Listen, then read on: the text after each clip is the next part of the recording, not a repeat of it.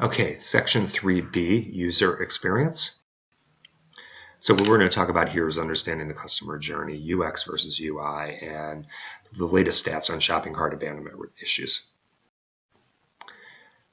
Again, as we browse the web and are making purchases online and clicking on links, all of this data is being captured.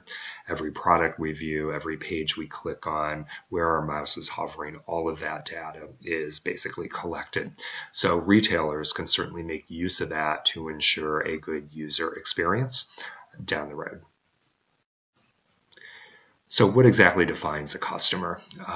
Well, let's pretend, and how do we maximize that customer experience as well and maximize our revenue?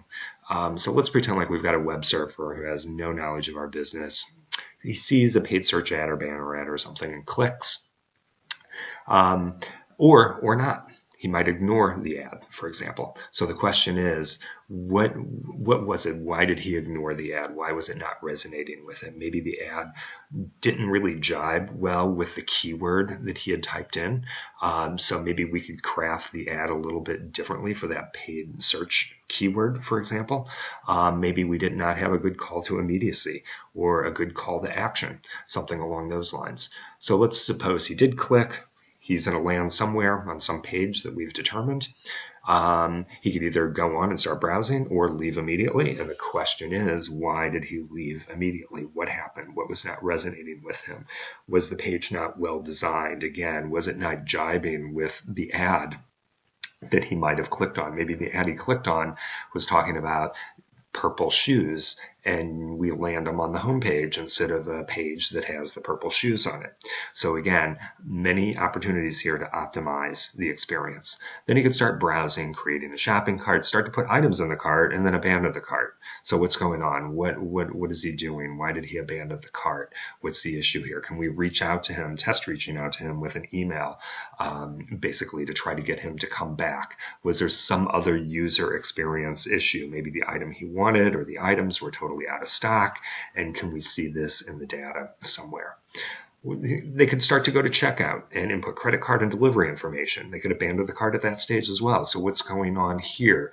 Was there an issue with the card he wanted to use? Maybe he or she wanted to use an Amex card, and this website does not accept American Express. Or maybe the delivery, that they were shocked at the delivery charges being higher than the product cost, for example.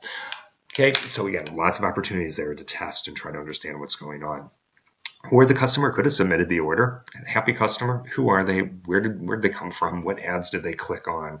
What categories did they browse? How can we find more like them, etc. And then, hopefully they'll be returning customers as well. So as far as, what we can do here, just again, lots of opportunities to ensure we are pushing those customers down the funnel and getting as many of them as possible.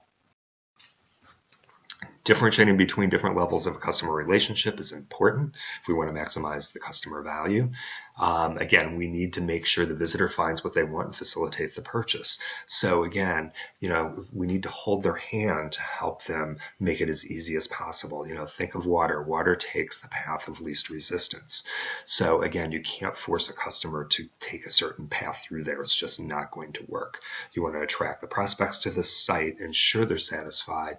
You want to become repeat customers. You want to understand other items that the customer's going to purchase, incentives required, make those recommendations, and above all, organize that website to maximize the experience. So when we talk about user experience, again, which is a term that's being used more and more, and one of the main reasons is because it's becoming more and more complicated in how consumers are basically engaging with brands. We've got the proliferation of devices and channels, so we have to ensure a good user experience when interacting with your brand across all of those multiple devices. It's very, very important, and that's why user experience is really a growing field. You can watch users trying to accomplish tasks on your site, and that's one of the most effective ways to uncover problems with your site, is set them in front of the computer and say, I would like you to purchase a t-shirt and use this credit card to make that particular purchase. And then you watch them behind the scenes to see exactly how they're doing and where the problems are. UX versus UI. So just to clarify that, the user experience is the emotion. the user interface? Is it technical? So let's kind of go through a user experience high level, and we'll just kind of talk about a tablet sort of example. So when redesigning your mobile experience, again, you may want to look at Google Analytics stats to see which tablets and sizes to focus on first. So pick those for which your customers are using the most when they come to your particular website. Those that are low on the totem pole there, don't waste your time at this point in time. The other thing that Google Analytics stats will also tell you is if there is kind of a problem. So if you're looking at all your mobile devices and you see, whoa, the iPhone 6, it's like, wow. I mean, the statistics, the average page views and time spent on site is half of what it is on all the other mobile devices. And that's telling you got some sort of issue on the iPhone 6, for example. The website's not rendering right. Something is not working properly. Okay, so that's where kind of you can begin with the usability testing. Okay, then as a group, you're going to prioritize all the issues that you guys have identified that might impact the user experience. And collaboratively, you're going to come up with a plan of action. Obviously, some of them might be more expensive to fix than others.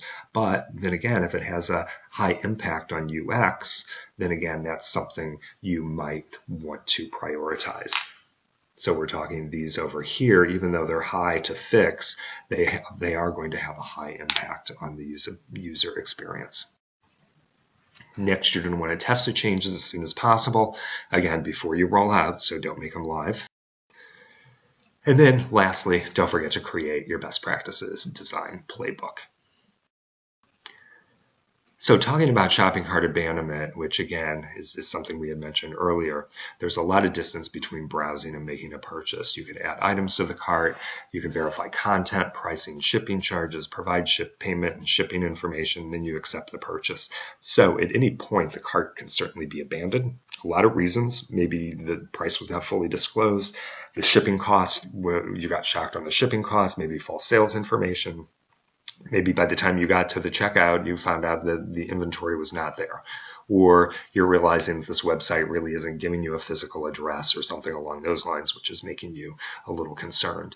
And then in a video that I'm going to have you guys watch where I talk about shopping cart abandonment rates, stats, and trends, again, some of the new reasons we are abandoning shopping carts is because of the way we are changing the way we shop. We do a lot of comparison shopping now. So therefore, we're just kind of parking products in shopping carts and checking and waiting and seeing if I can find it cheaper elsewhere. So that's another new common reason that is popping in for why shopping carts are being abandoned. Now, diapers.com, if you go to my Delicious account, which my handle is @PDDrake, and do a search on diapers.com. There's a nice little case study here. It is a few years old, but it really doesn't matter. It's more about the process and what they do to reach back to consumers with abandoned shopping carts. I believe Amazon bought them a couple years ago as well. But it's a great article. I will expect you guys to definitely read. And again, in there, I think they wait 3 days, I believe, before they reach back to the consumer with their shopping cart abandonment email. And I'm going to assume they've tested into that to know the appropriate timing to do that. This is the blog post that I'm going to have you guys also read. I do have a YouTube video, which I'm posting for you as well, that you could watch as I talk you through this particular blog entry.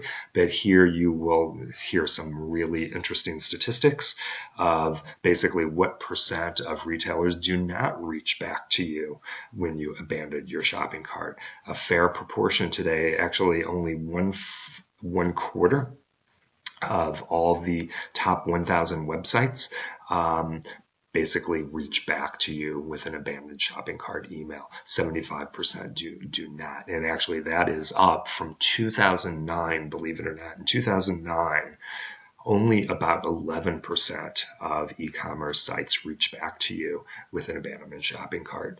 But now it is up to about 24%. So we will go into that in the special video that I have created for you. This is just some other interesting statistics on shopping cart abandonment rates, but they're in the 70s basically is where they're at. And again, ListTrack is one of the ones that I use to get statistics quite a bit on shopping cart abandonment rates.